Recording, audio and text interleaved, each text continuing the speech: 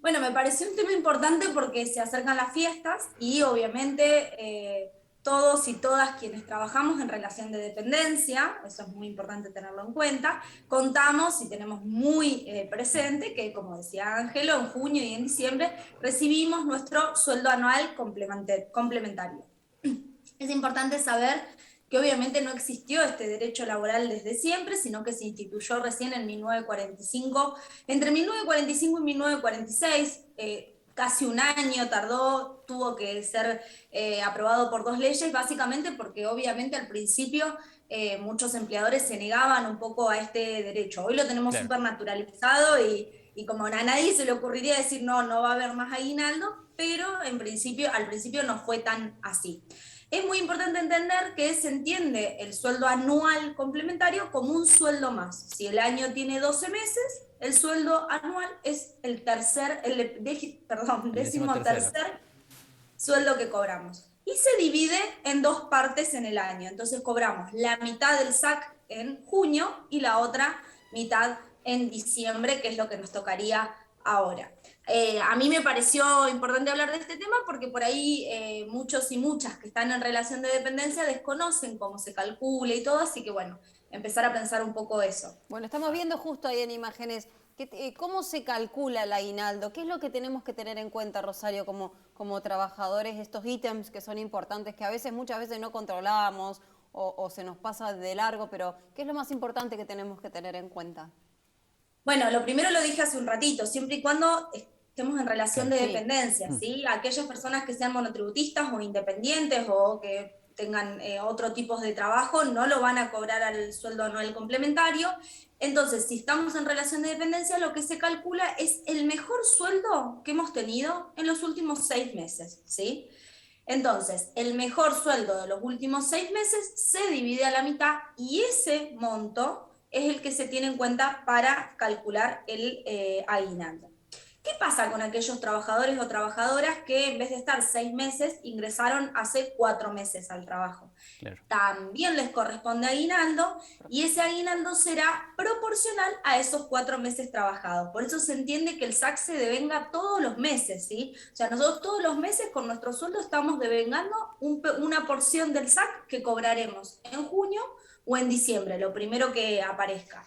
Si tienen alguna duda sobre cómo se puede hacer ese cálculo respecto de un proporcional, hay muchísimas páginas en internet que se puede hacer, pero es bastante sencillo. Se saca un porcentaje de cada sueldo y sobre eso se lo divide primero por 12 y después se lo multiplica por los números, los meses que Claro. estamos.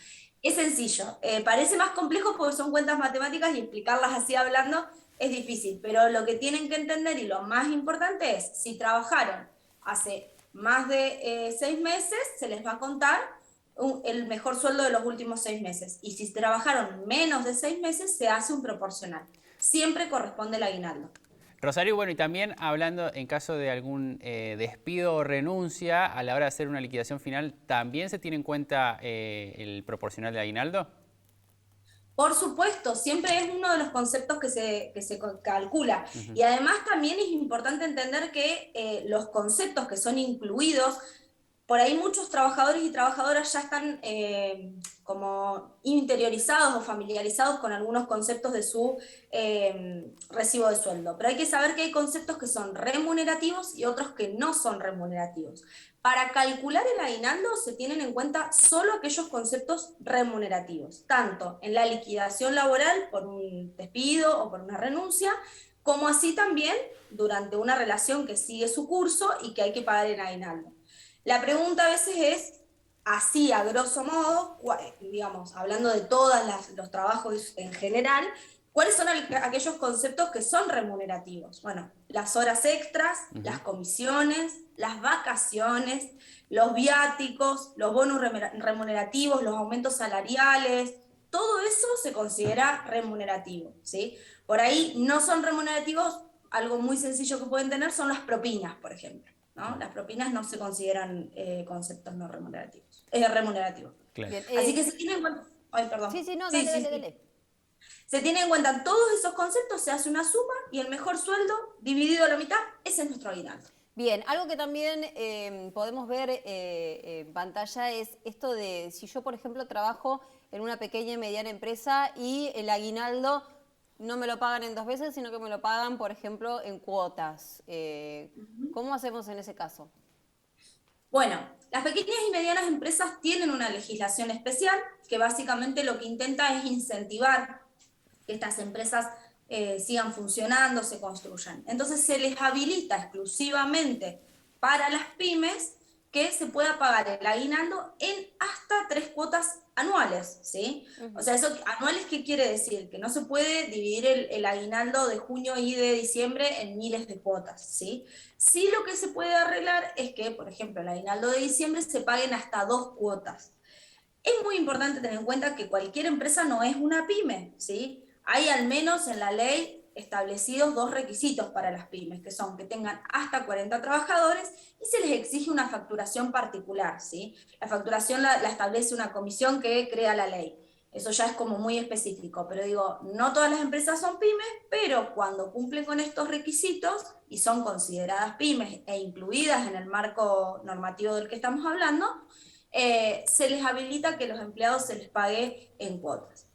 Igual, esto es algo que decimos siempre, digo, se espera que el aguinaldo se pague a término y no se pague en cuotas, porque básicamente es lo que usamos los y las trabajadoras para poder pasar las fiestas. Esa es la verdad, y está pensado en ese sentido, ¿no? Que uno siempre entre el 24 y el 31 tiene algunos gastos extras porque quiere pasarla con sus familiares, porque quizás quiere hacer algún regalo, porque quiere comprar algo para comer.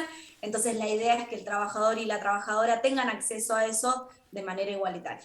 Así que un poco la idea es cuidar esas cosas. Rosario, bueno, el aguinaldo se paga a destérmino, por así decirlo, del sueldo de ese mes, por lo tanto tiene otro recibo de sueldo, por lo tanto tiene también todos sus ítems. ¿Qué tenemos que tener en cuenta a la hora de los descuentos que tenemos normalmente en el recibo de sueldo mensual, pensándolo en el del aguinaldo?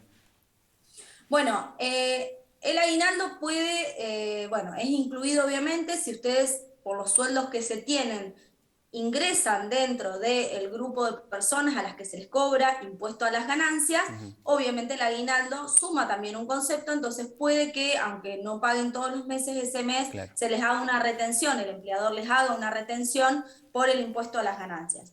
Para eso, hoy, en la actualidad, tenemos como un límite, un tope, se dice, de la remuneración bruta, que hay que tener en cuenta, no es con los descuentos de ley, sino la remuneración bruta de 175.000 pesos. Entonces, quienes cobren menos con aguinaldo incluido de 175.000 pesos o hasta 175.000 no van a ser incluidos en el impuesto a las ganancias.